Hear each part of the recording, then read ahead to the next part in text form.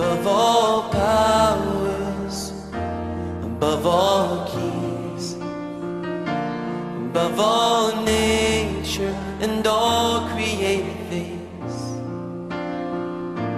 above all wisdom and all the ways of man. You were here before the world began. Above all kingdoms, above all thrones, above all wonders the world has ever known. And so you live to die, rejected and alone, like a rose trampled on the ground. You took the fall. J'ai demandé à notre Dieu s'il pouvait me donner un message pour les enfants de Dieu. Dieu m'a parlé que je vous parle de quelque chose ce matin qui vient du fond de mon cœur, et certainement ça c'est la révélation de notre Dieu. Je suis convaincu que cette chose doit vous concerner ce matin. D'accord, peut dire amen. La vie de l'homme a des problèmes. J'ai voulu intituler ça l'homme à la recherche de l'inconnu.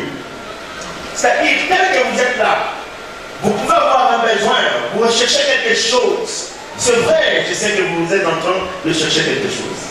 Quoi par exemple? La paix, la joie, l'argent, le mariage, le bonheur, la sécurité. Vous avez un problème dans votre tête. Là où vous êtes, vous voulez quand même quelque chose. Cette chose-là, vous pouvez l'appeler une inconnue, la chose inconnue dans la vie.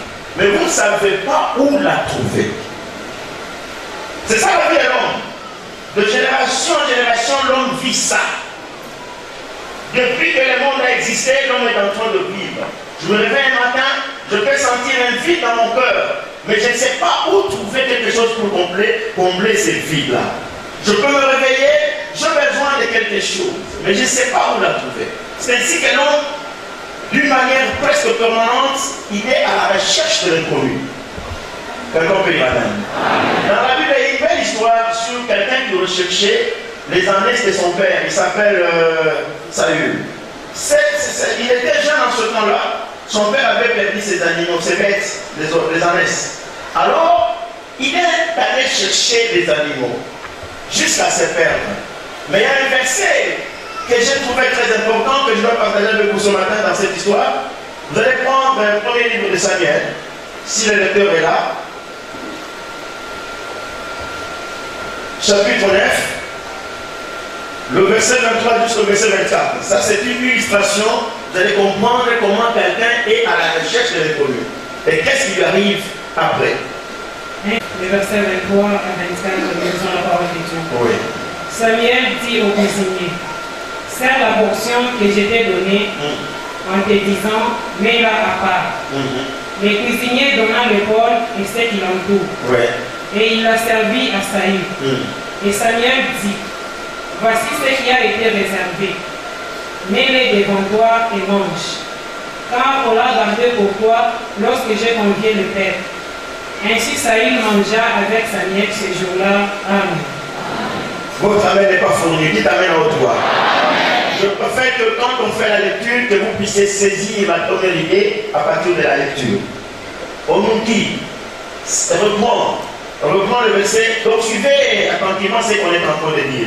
Ça va nous aider tous. 1 Samuel chapitre 9, le verset 23 et 24, nous lisons la parole de Dieu. Samuel dit au cuisinier. Il dit au cuisinier. Serre la portion que je t'ai donnée. Prends cette portion que je t'avais donnée, serre-la. Oui. En te disant, mets-la à part. Oui. Le cuisinier donna l'épaule et ce qui l'entoure. Oui. Et il a servi à Saül. À Saül. À ce moment-là, reste un peu, une minute.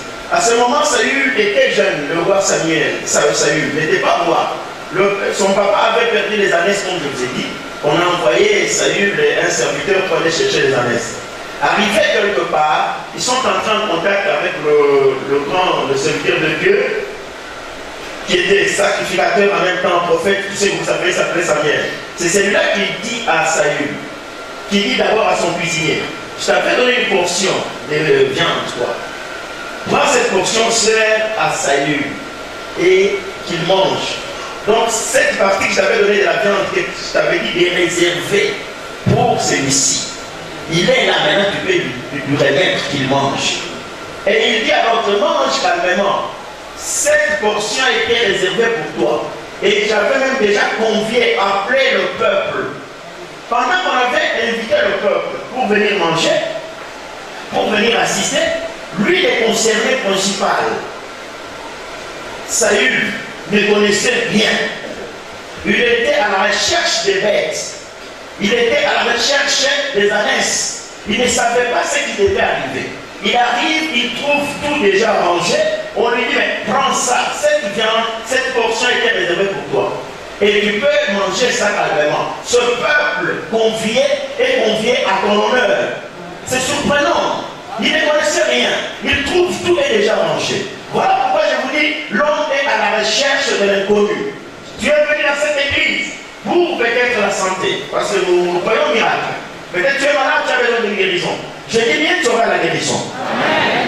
Tu es venu parce que tu as besoin de la paix, tu as besoin de la joie, tu as besoin du bonheur, du mariage. Tout ce que tu cherches là, tu l'auras. Mais laisse-moi te dire qu'il y a quelque chose qui est caché à tes yeux. Dieu a réservé quelque chose de plus grand que ce que tu penses. Amen. Tu as déjà réservé. Il y a quelque chose à ton honneur ce matin. Amen. Dieu va te donner quelque chose. Ce que tu es en train de rechercher, tu l'auras sans doute. Mais plus que cela. Quelqu'un peut dire Amen. Le jeune Saül, pour moi je pense, il était surpris. Il est venu voir le prophète. Pour que le prophète puisse lui dire, voilà, les années de ton père sont là, là, là, là. Telle place. Mais il arrive, il trouve déjà une organisation. Il trouve que tout est déjà fait. Lui ne savait pas. Bien aimé dans la vie de l'homme, nous vivons dans le carrefour de l'inconnu. L'homme ne sait pas ce qui peut lui arriver après un jour. Mais il y a une chance pour toi aujourd'hui. Je vais te dire de quelle façon tu vas maîtriser l'avenir. De quelle façon tu peux être connecté aux choses qui viennent. Les choses que tu as déjà préparées dans ta vie. Si tu es d'accord, tu peux dire Amen à haute voix. Oui, c'est ça dans la vie de l'homme. Je voudrais vous dire que parce que l'homme ne connaît pas l'avenir, l'homme ne maîtrise pas tout. C'est ainsi que l'homme est embrouillé. Depuis la création du monde, depuis que l'homme existe, il cherche la paix. Il cherche à comprendre d'autres choses. Mais c'est impossible de comprendre tout. Il y a eu des savants sur cette terre. Il y a eu des philosophes, il y a eu des penseurs, il y a eu des gens, des grands religieux qui ont essayé de chercher à pénétrer l'inconnu. Mais non, je vous dis, la plupart d'entre nous se sont foutus dans le doigt dans l'œil. Ils n'ont pas compris. C'est ainsi qu'ils ont créé des systèmes impossibles à déchiffrer, impossibles à expliquer. Je vous avais dit l'autre fois qu'il y a eu des gens qui parlent qui disent que le monde est géré par les esprits. Il y a ceux qui disent comme ça. Il y a des gens qui disent, ils ont fait des recherches. Il y a ceux qui parlent de l'occultisme. Il y a ceux qui parlent du spiritisme. Il y a ceux qui parlent de n'importe quoi. Tout cela pour comprendre ce qui échappe à la vie de l'homme. Parce que vous êtes d'accord avec moi que ce que nous voyons, ce n'est pas tout ce qui existe. Quelqu'un peut dire Amen. À cause de cela, laissez-moi vous dire que le monde est géré par deux grands systèmes dans l'invisibilité des choses. Il y a des choses que les gens ont essayé de creuser. C'est ainsi que je vous enseigne le surnaturel. Je crois vraiment au surnaturel. Je crois qu'il y a un monde qui existe. Tel que vous êtes là, la Bible dit vrai. Il y a un monde que nous ne comprenons pas, mais qui est réel. Le monde ne changera jamais si l'on n'arrive pas à maîtriser, à comprendre le surnaturel. Le monde n'est pas dans les vides. Il y a eu beaucoup de philosophes et de savants qui ont déclaré depuis des années, même moi ça me faisait un problème dans ma tête. Je me disais, mais est-ce que le monde réellement il est dans le vide? Est-ce que le monde est géré par un hasard? Parce qu'il y a les évolutionnistes qui disent ça. Qui disent que non, c'est l'évolution des choses. Mais je me disais, mais s'il y a l'évolution, mais le commencement, c'était ça mon problème. Je me dis Dieu parce que j'ai trouvé une solution. Quelqu'un peut dire Amen. Je vous dis, Dieu existe. Dites à votre voisin, parce que la Bible dit, tout celui qui s'approche de Dieu, qu'il croit d'abord que Dieu existe. Le problème est là. Dites à votre voisin que Dieu existe. Dites-lui ça. Si nous partons de la première base ensemble que Dieu existe réellement, le reste sera facile. Mais si nous ne comprenons pas, si nous avons comme des tâtonnements dans la tête, vous ne savez pas si Dieu existe ou non. Vous allez marcher comme quelqu'un qui a la tête sans l'air. Vous allez tâtonner à gauche à droite, mais vous n'arriverez jamais. Dieu existe. Et Dieu cherche ce monde ici. Il y a de ça un temps, toujours dans mes regrets de pouvoir, parce qu'il y a des évolutionnistes. Ils ont créé les jeunes, tous les enfants ici. L'homme a été créé. Non, l'homme n'a pas été créé. L'homme c'est un produit de l'évolution. Et c'est ceci, non, tout ça, ça change avec l'évolution. Alors, ces enseignements ont perduré. Mais laissez-moi vous dire que je suis, disons, agréablement surpris. Et même en voyant dans les choses, j'ai compris que la plupart de savants, aujourd'hui, que ce soit des penseurs, que ce soit des philosophes, que ce soit des historiens, sont en train d'accepter notre position qu'il y a eu la création. Et les choses ont existé à partir de la création. Je vous avais parlé un jour de Big Bang, n'est-ce pas? Je vous ai dit que, il y a un monsieur, ça devait enseigner dans le groupe naturel. Il y a un monsieur qui avait manqué le terme pour expliquer comment les choses ont commencé. C'est un évolutionniste. Mais il est parvenu à dire non, écoutez, il y a eu quand même un Big Bang qui avait explosé. Moi, je n'étais pas d'accord jusqu'à ce niveau. Si le Big Bang avait explosé, mais le Big Bang a commencé comment? Moi, je voudrais que quelqu'un me ramène à l'origine, au commencement. Pas au milieu. Mais je vais vous donner les noms après parce qu'aujourd'hui, je vais passer le temps. Aujourd'hui, c'est la bonne nouvelle. Un savant, il a enseigné l'évolution pendant 50 ans. Il a tenu des conférences dans les grandes universités du monde. Il a défendu avec la meilleure énergie pour faire comprendre que les choses que nous voyons sont les produits de l'évolution seulement. Il n'y a pas eu une création. Rien n'a été créé. Mais aujourd'hui, il a changé de position.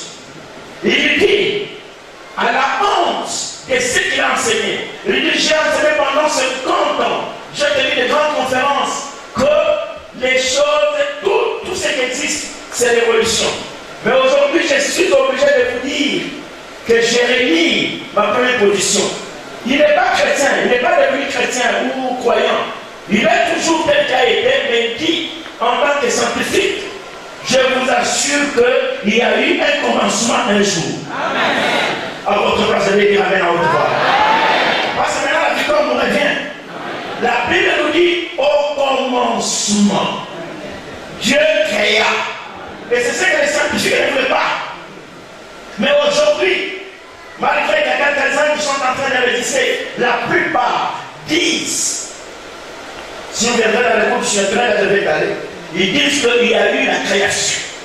Il y a eu un jour que tout a commencé. S'il y a eu la création, c'est qu'il y a un créateur. Et qui est créateur? Jésus de Nazareth. C'est lui que vous connaissez. Mais je vous dis qu'il est le même hier, aujourd'hui et éternellement. Je suis d'accord maintenant avec la position des scientifiques qui disent qu'il y a eu une création. Alors si vous êtes en retard, je vous informe, c'est comme ça. Il y a plusieurs qui sont en train d'adhérer maintenant à cette position. Il y a eu un biologiste qui a dit, après la découverte de l'ADN, on a fait tout. Vous connaissez l'ADN? On dit que c'est le langage de la vie, hein? La vie de l'homme. C'est-à-dire, c'est une molécule-là, plus petite même qu'une graine de CLP. On prend cette gouttelette du sang, on met dans le système logiciel de l'ADN. Donc, les informations qui vont sortir de là peuvent faire des millions de livres. Le Bill Gates lui-même, il a dit, c'est le logiciel qui est le plus sophistiqué du monde. Mais après l'étude approfondie des savants, ils disent, on a fait des recherches, arrivé quelque part, c'est-à-dire, il est vrai que le sang, l'ADN, a été créé. Parce que l'intelligence qui est derrière, ça ne peut pas venir de l'homme. Il y a eu une intelligence derrière ça pour faire tout ce que vous voyez ici. Et c'est ce que la Bible déclare depuis plus de 2000 ans. La Bible dit ça. Et il y a à peu près 3500 ans que la Bible dit le sang c'est la vie. Dites Amen. Je ne vais pas me plonger dans la science que je voudrais vous dire, que les scientifiques, le savant, tous ceux qui refusaient, aujourd'hui sont d'accord qu'il y a eu un créateur. Il y a eu un Dieu. Alors, qu'est-ce que je voudrais dire? Parce que j'enseigne le surnaturel, parce que vous avez été conviés par Dieu aujourd'hui, pour entrer dans la grande recherche de l'inconnu, mais ce qui vous est réservé, Dieu l'avait déjà préparé. Attendez-vous quelque chose ce matin. Vous êtes venus par hasard à la recherche des éléments de la santé, à la recherche des éléments de quoi. Mais je vous dis, il y a quelque chose que Dieu a réservé pour vous. Mais un seul, il a dit, je suis la vie et je suis la vérité. C'est Jésus de Nazareth. J'ai le pouvoir de prêcher Jésus de Nazareth. Je sais que la solution est en Jésus. Mais oui, il n'y a personne qui avait déclaré qu'il avait la capacité de changer la vie. Mais Jésus a dit, venez en moi. Vous tous qui êtes chargés, vous tous qui êtes fatigués, moi je vous donnerai le repos. Ce matin vous avez le repos. Ce matin vous avez la solution à votre problème. Je vous avais dit l'autre fois qu'il y a eu un problème entre le judaïsme et le christianisme. Pourquoi les juifs voulaient tuer Jésus? Ce n'est pas même Jésus qui leur avait posé la question. Vous voulez me lapider parce qu'un jour, pendant qu'ils prêchaient, ils ont ramassé de terre pour me lapider. Il a dit, vous voulez me lapider pour quelle bonne chose ou mauvaise que j'ai faite? Ils ont dit, non, tu n'as rien fait de mal. Le seul problème est que toi qui es homme, tu t'es fait Dieu. C'est une démarche depuis des siècles et des siècles, depuis des générations et des générations. Une seule personne sur cette terre a dit, a osé déclarer qu'il était Dieu. La Bible dit, Paul dit, en lui, toutes les choses ont été pour lui et par lui. C'est Jésus de Nazareth. Oh, dites Amen. Parce que je parle de Jésus, je veux que quelqu'un dise Amen à haute voix. Parce que tout a été créé. L'honneur, la dignité, l'argent, le pouvoir, tout a été créé par Jésus. S'il veut te donner tes dons ce matin, et c'est ça qui t'a réservé ce matin, c'est que tu auras ce matin ici. Malgré ta recherche de l'inconnu, tu l'auras, mais il te donne par-dessus. C'est que ton corps ne pensait même pas. Peut-être pour que vous me compreniez très bien. Je vous ai dit que le monde est géré par deux grands systèmes. Il y a des systèmes du surnaturel, là où les savants, les sages ont échoué de comprendre. Même tous ceux qui vous parlent, ils n'ont pas la maîtrise du surnaturel. Même ceux qui enseignent le surnaturel, ils n'enseignent pas le vrai surnaturel. Le surnaturel, c'est quoi? On peut la définir de plusieurs manières. Le surnaturel, ce sont, je dis bien, des choses, des phénomènes, des évidences, des choses qui arrivent dans la vie de l'homme ou dans la vie tout court. Et dans la science, je dis bien, ce sont des phénomènes, des événements, des situations, des circonstances qui arrivent, mais la science n'est pas capable de connaître ni la source, ni les causes. Quelqu'un peut dire à l'autre, amen, amen. Et encore moins, la science n'est pas capable de reproduire ces événements, ces phénomènes à volonté. La science ne le fait pas. C'est ça qu'on appelle le surnaturel. Mais alors, où est-ce que le surnaturel existe depuis le commencement? C'est même Dieu. Mais le surnaturel, selon moi, a commencé avec la connaissance. Parce que quand la science a commencé à monter, la science a découvert des lois que nous appelons les lois naturelles. C'est à ce moment-là que la science va découvrir qu'il y a d'autres lois qui ne sont pas des lois naturelles. Et c'est la science qui va appeler ça le surnaturel. Mais le surnaturel, c'est votre vie. Nous, nous sommes dans le surnaturel. Nous vivons les choses que la science ne peut pas comprendre. Même pas reproduire. C'est cet événement de la fille dont je viens de vous parler. La science ne peut pas vous donner de preuves. Je sais entrer là où on ne peut pas entrer. Je vais faire en sorte que vous soyez bénis de la manière que quelqu'un super me peut appeler la foi. C'est une démarche réelle. Ce que je vais déclarer, ça fait des années qu'on a parlé avec elle. Ça c'est dans ma tête. Je crois au surnaturel. Quelqu'un veut dire Amen. Alors la confusion c'est laquelle? La télépathie, l'hypnotisme, les gens qui font tomber les gens, les autres tombent. surnaturel. Ça, c'est le paranormal. Les paranormal, c'est quoi? Ce sont toujours les mêmes événements, les mêmes circonstances, les mêmes phénomènes qui peuvent arriver. Mais la science ne maîtrise pas. Mais on peut étudier cela. Quelqu'un peut dire Amen. La magie, on peut étudier la magie. La sorcellerie, on peut étudier la sorcellerie. Les systèmes télépathiques, tout ça, on peut étudier ça. On peut étudier, on peut lire même la pensée de quelqu'un. Ça, c'est paranormal. Mais ce n'est pas du surnaturel.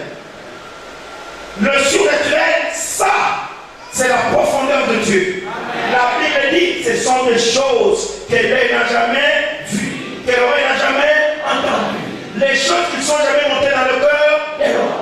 Ce sont ces choses-là que Dieu réserve pour vous. Le surnaturel, ce sont des événements qui peuvent vous arriver. Ce sont des phénomènes qui peuvent vous arriver. Ce sont des choses qui peuvent vous arriver. Et la science n'est pas capable de connaître les causes, même les sources. On peut étudier tout, mais on n'arrivera jamais à la solution. C'est ça qu'on appelle surnaturel. Et ça, lorsque ça arrive, la science ne peut pas reproduire ça à volonté. Non, c'est impossible. C'est ainsi que je voudrais vous dire. Lorsque nous enseignons le surnaturel, nous ne disons pas que nous allons faire de la pseudo-science. Après la religion, après ce que nous faisons, c'est une science, non. Ou une science par imitation. Encore moins de sciences. Nous ne voulons pas dire que nous ne sommes pas scientifiques. Nous sommes scientifiques. Quelque part. Pourquoi? Parce que aujourd'hui que les savants sont en train d'accepter